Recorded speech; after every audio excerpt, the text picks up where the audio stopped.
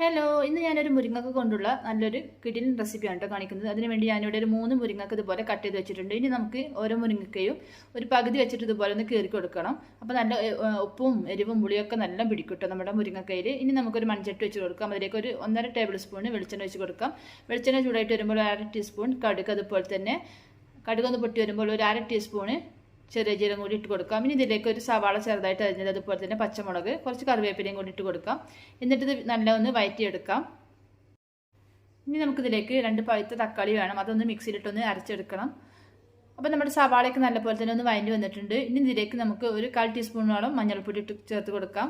അതുപോലെ തന്നെ ഇഞ്ചി വെളുത്തുള്ളി പേസ്റ്റ് ഒരു 1/2 ടീസ്പൂൺ ചേർത്ത് കൊടുക്കാം. എന്നിട്ട് വീണ്ടും നല്ലപോലെ തന്നെ ഒന്ന് വഴറ്റിയെടുക്കാം. അതിൻ്റെ പച്ചമണക്കം ഒന്ന് മാറുന്നത് വരെ ഒന്ന് വഴറ്റിയെടുക്കണം. ഇനി ഇതിലേക്ക് വേണ്ടത് ഒരു 1/2 ടീസ്പൂൺ കാശ്മീരി ചില്ലി പൗഡർ, അതുപോലെ തന്നെ ഒരു 1/2 ടീസ്പൂണ് മല്ലിപ്പൊടിയും കൂടി ചേർത്ത് കൊടുക്കാം. അപ്പോൾ നിങ്ങൾക്ക് എത്രയാണ് എരിവ് വേണ്ടത് അതിനനുസരിച്ച് മുളക് പൊടി ചേർത്ത് കൊടുക്കാം. ഇനി നമുക്കിതിലേക്ക് നേരത്തെ നമ്മൾ അരച്ചു വെച്ചിട്ടുള്ള നമ്മുടെ തക്കാളി പേസ്റ്റും കൂടി ഇതിലേക്ക് ചേർത്ത് കൊടുക്കാം. എന്നിട്ട് വീണ്ടും ഒന്ന് നല്ലൊന്ന് വഴറ്റിയെടുക്കണം. ഒരു മിനിറ്റ് വരെ നമുക്കൊന്ന് വഴറ്റിയെടുക്കാം. അപ്പോൾ നമ്മുടെ തക്കാളി പേസ്റ്റൊക്കെ നല്ല വഴറ്റി വന്നിട്ടുണ്ട്. ഇനി നമുക്കിതിലേക്ക് ആവശ്യത്തിനുള്ള ഉപ്പ് ചേർത്ത് കൊടുക്കാം. അതുപോലെ തന്നെ നമ്മൾ നേരത്തെ കട്ട് ചെയ്ത് വെച്ചിട്ടുള്ള മുരിങ്ങക്കയും കൂടി ചേർത്ത് കൊടുക്കാം. അപ്പം മുരിങ്ങക്ക ഇതുപോലെ കീറി കൊടുക്കണം കേട്ടോ, എന്നാലും നമുക്കതിൽ ഉപ്പും പുളിയൊക്കെ പിടിക്കുള്ളൂ. നല്ല ടേസ്റ്റി ആയിട്ടുള്ള ഒരു റെസിപ്പിയാണ്.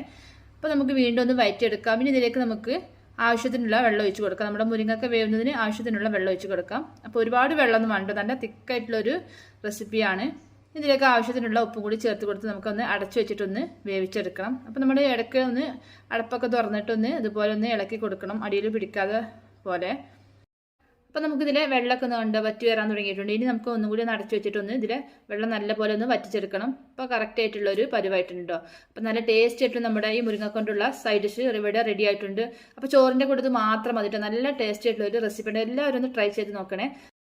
അപ്പോൾ നല്ല എരിവും പുളിയും ഒക്കെ എല്ലാം നല്ല മിക്സ് ആയിട്ടുള്ള ഒരു റെസിപ്പിയാണ്. അപ്പോൾ എല്ലാവരും ഒന്ന് ട്രൈ ചെയ്ത് നോക്കണം കേട്ടോ. അപ്പോൾ നമുക്ക് ഇതിൻ്റെ ചോറിൻ്റെ കൂടെയാണ് ഇത് ബെസ്റ്റ് കോമ്പിനേഷൻ ആയിട്ടുള്ളത്. അപ്പോൾ നമ്മൾ ഇന്നത്തെ റെസിപ്പി ഇഷ്ടപ്പെടുന്നു കരുതുന്നു. അപ്പോൾ എല്ലാവരും ഒന്ന് സപ്പോർട്ട് ചെയ്യാൻ മറക്കരുതേ.